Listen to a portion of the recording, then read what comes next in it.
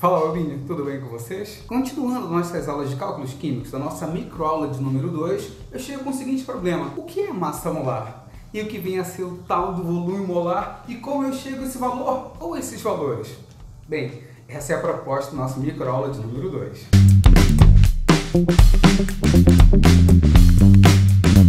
Fala, seu bobinho! E aí, tudo bem? Bem, já iniciando nossa aula, eu vou te perguntar uma coisa. O que vem a ser massa molar? Bem, na nossa aula de hoje, então, quando eu te falar o termo molar, tu vai atribuir logo esse termo molar a sempre um mol, uma unidade de mol. Vai relembrar também que eu prefiro falar mol, número de mols, mas há quem prefira chamar, ao invés de número de mols, chamar quantidade de matéria. Para que a gente possa estabelecer a comunicação, é importante definir que quantidade de matéria e número de mols é a mesma coisa.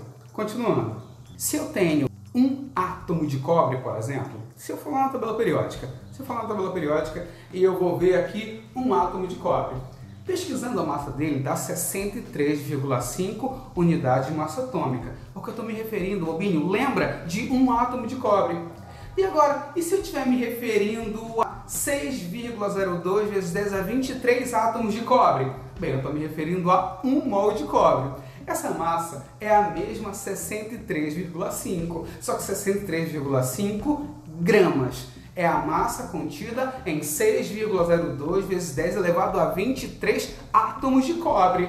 E isso é referente sempre a 1 mol. Então, se essa massa, 63,5 gramas, é equivalente a 1 mol, a partir de agora eu vou chamá-la de massa molar. Então, o que vem a ser a massa molar? Simples, Bobinho, conceitual. É a massa encerrada em 1 mol de substância. É a massa encerrada em 1 mol de qualquer ente químico. E quando eu digo qualquer ente químico, eu estou me referindo a átomos, íons, moléculas, fórmulas, complexos, dentre outros. Sempre a entes químicos. Então, Bobinho, me ajuda aqui. Massa molar é a massa encerrada em 1 mol do ente químico, em 1 mol da substância. Compreendido? Bem, se conceitualmente já consegui chegar no que é a massa molar, como é que eu faço a determinação dessa massa molar? Vejamos aqui.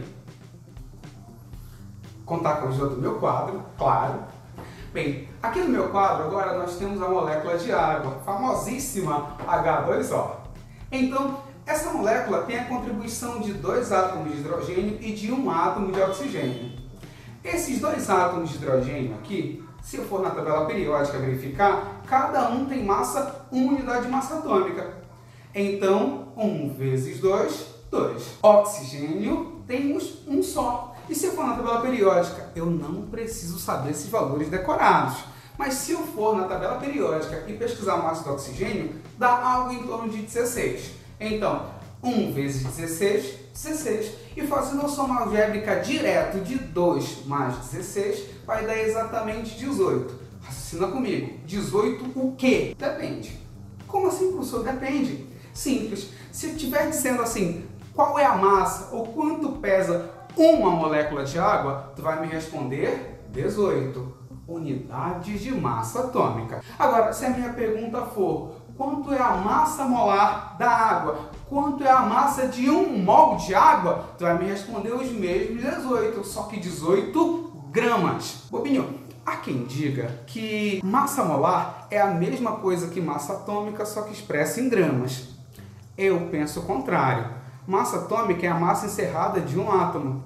Massa molar é quando tu tens, por exemplo, 6,02 vezes 10 elevado a 23 unidades desse átomo. São coisas diferentes, que, claro, estabelecem entre si uma relação direta através da constante de Avogadro. Mas massa atômica é uma coisa, massa molar é outra. É sempre importante deixar bem frisado isso. Continuando, vamos determinar agora a massa molar do ácido sulfúrico, H2SO4. De novo, quadro.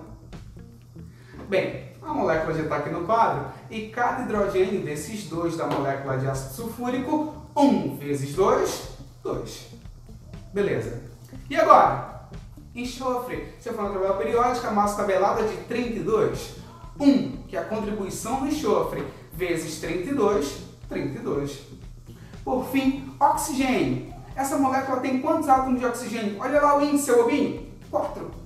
4 vezes a massa tabelada da oxígena, 16, dá quanto? 64. E a partir do momento em que eu faço a soma algébrica de 2, 32 e 64, eu vou ter necessariamente a massa do ácido sulfúrico. Quanto é a massa do ácido sulfúrico? De novo, bobinho, a massa molar do ácido sulfúrico é de 98 gramas. Terceiro exemplo. Bem, agora aparece aqui no quadro a fórmula do hidróxido de cálcio. Bem, já deve ter percebido, bobinho, que algumas fórmulas têm parêntese. E é sempre importante eu aprender também a determinar a massa molar dessa substância que tem parêntese. Então, bobinho, me ajuda aqui. Percebam, a fórmula do hidróxido de cálcio é CaOH2, beleza? Vou na tabela, olha o cálcio, massa 40. 1 vezes 40 é o próprio 40. Agora percebe que eu tenho dentro do parêntese a hidroxila, OH.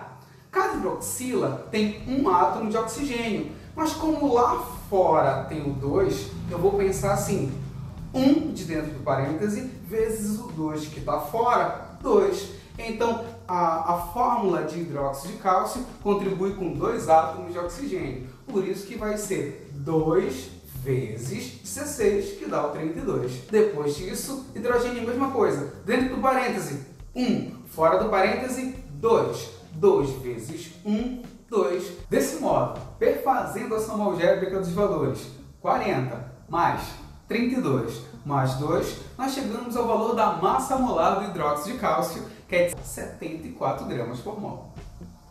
Então, bobinho, vem comigo no mantra. É quase que um mantra. Quanto é que pesa uma fórmula de hidróxido de cálcio? Uma fórmula, 74 unidades de massa atômica. Olha a pergunta. Quanto é a massa de 1 mol de hidróxido de cálcio? 1 mol de hidróxido de cálcio pesa 74 gramas. E se é 1 mol, não é uma dezena nem uma dúzia, se é 1 mol, esse 1 mol está vinculado aqui à quantidade. 6,02 vezes 10 a 23 fórmulas de hidróxido de cálcio. Para que eu possa fazer os cálculos estequiométricos no futuro, eu tenho que aprender 4 grandezas químicas. Nós acabamos de ver agora 3 dessas grandezas. Vamos para a quarta agora, Robinho. Rubinho, para o nosso próximo tópico dessa microaula, eu preciso da tua imaginação.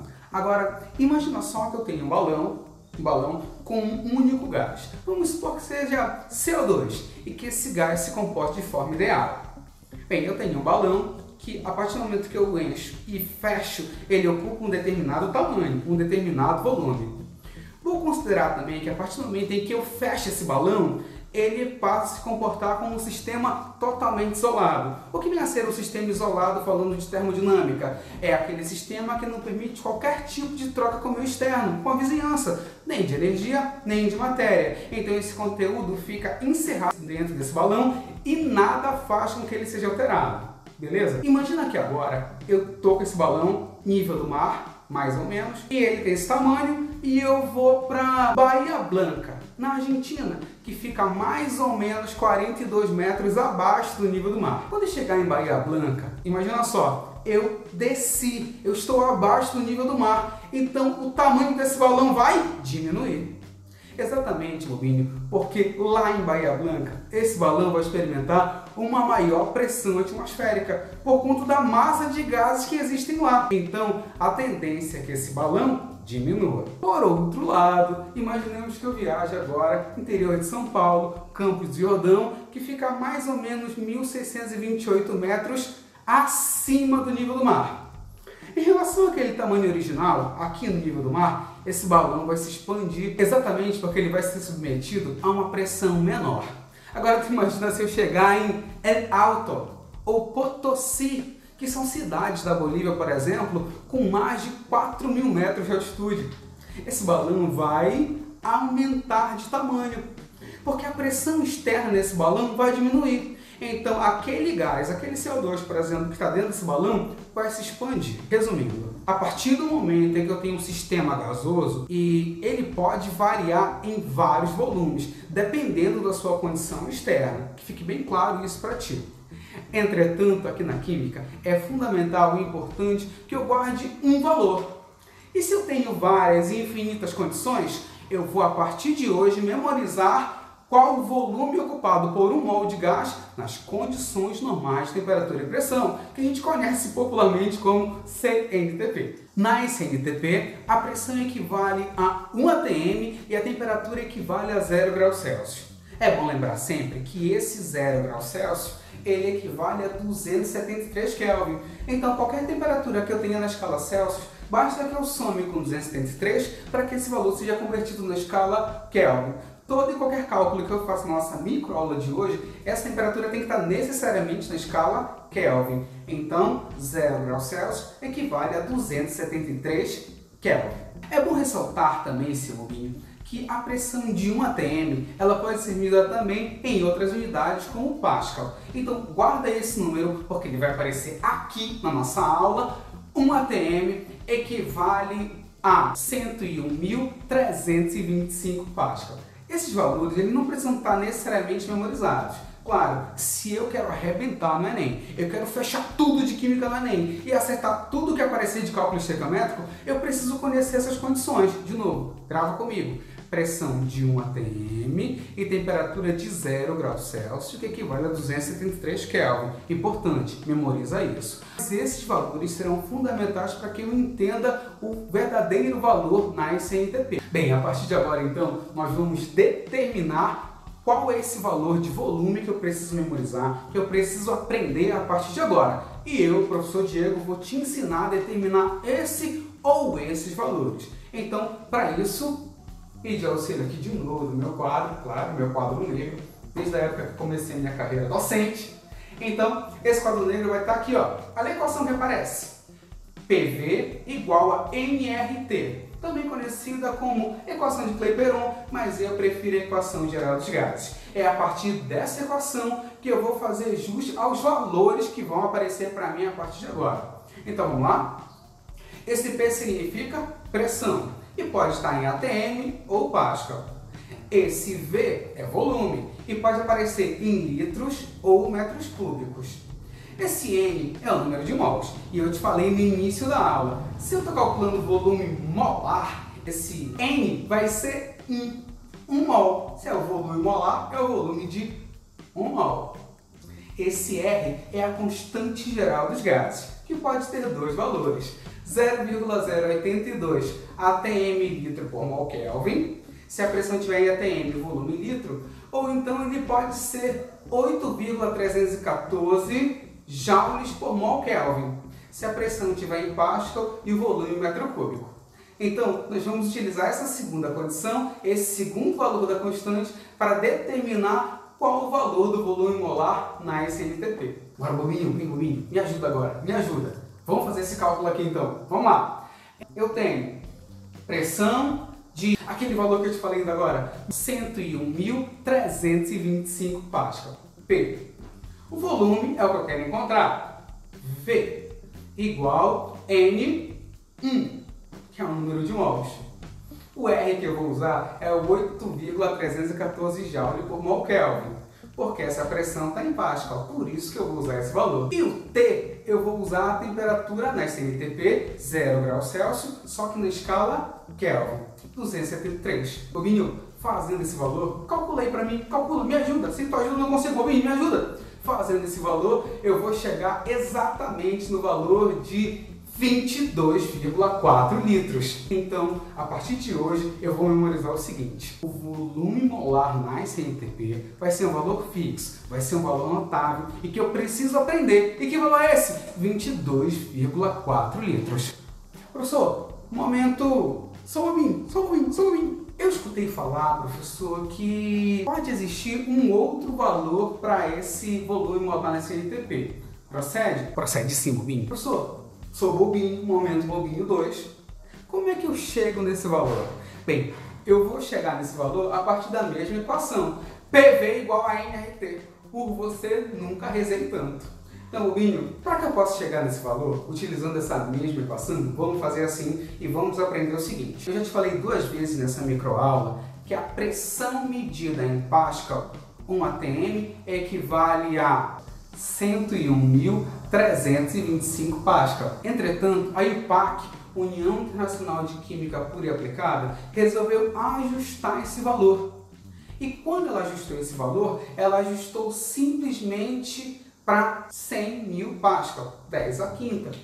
Então, vamos fazer esse mesmo cálculo, só que com esse ajuste da UPAC. P, 100 mil Pascal, V é o que eu quero encontrar, igual a N, que é 1 mol, R, já que essa minha pressão está em Pascal, eu vou usar 8,314 joule por mol Kelvin, e T, 273 Kelvin, que equivale a 0 graus Celsius. Fazendo esse cálculo aí, bobinho, me ajuda, me ajuda, me ajuda.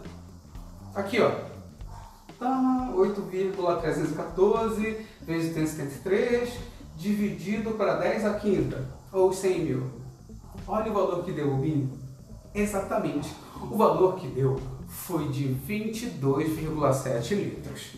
Então, há quem use 22,4, há quem use 22,7, mas para a maioria dos nossos exercícios que a gente vai usar a partir de hoje, eu vou usar 22,4. Mas que fique bem claro agora para ti, Rubinho, que tu já sabe de onde é que vem esse valor de 22,4 e de 22,7. E para terminar nossa aula, Rubinho, eu preciso que tu tenha chego na seguinte conclusão. Vamos lá. CO2, carbono 1, massa tabelada 12, 1 vezes 12, 12. Oxigênio, molécula tem 2, vezes 16, 32.